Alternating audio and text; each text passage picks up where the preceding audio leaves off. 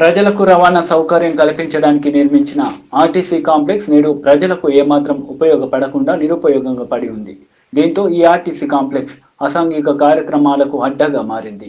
లక్షలు వెచ్చించి నిర్మించిన ఈ ఆర్టీసీ కాంప్లెక్స్ ఏ మారుమూల ప్రాంతంలోనూ లేదు.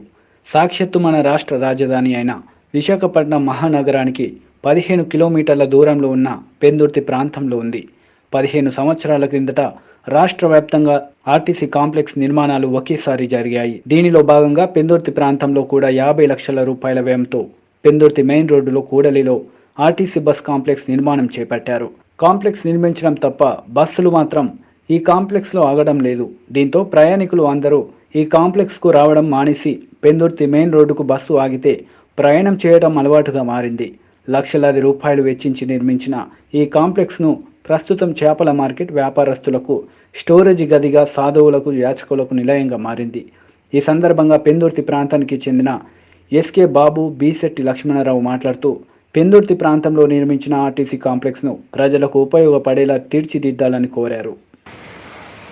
ఇక్కడ బస్సులు వచ్చేవి 5 నిమిషాలు కూడా ఉండేవి కావు. జమ్మున పెందుర్తి సెంటర్కి వెళ్ళిపోయేవి. ఇక్కడ ఒక ఆఫీసర్ తీసి బస్సులు కంటిన్యూ ఇక్కడ ఒక కాంప్లెక్స్ లాగా కాంప్లెక్స్ అని బోర్డు కూడా పెట్టారు. బస్సులు ఆపడానికి కారణం ఏంటి? బస్సులు ఆపడానికి కారణం మనుషులు రావాలని కాదు చెప్పారు, కానీ అదే లేదండి, మనుషులు వస్తున్నారు. బాబండి, ఈ పెందుర్తిలో ఆర్టీసీ కాంప్లెక్స్ ఉందని మేము చాలా సంతోషించాం. కానీ ఇప్పుడు నాలుగా ఇక్కడ ఈ చేపల వ్యాపారం, బస్సులు ఆక చేపల వ్యాపారం, ఈ సాధువులు రాత్రులు అయితే అసభ్యమైన కార్యక్రమాలు జరుగుతూ చాలా వ్యవస్థ చేస్తున్నారు. దయచేసి బస్సుల్ని ఇక్కడ ఆపి మా పెందుర్తి గ్రామానికి న్యాయం చేస్తారని కోరుకుంటున్నాను. అంటే ఆర్టీసీ కాంప్లెక్స్లో ఉన్న బస్సులు ఆపడానికి కారణం చెప్పండి.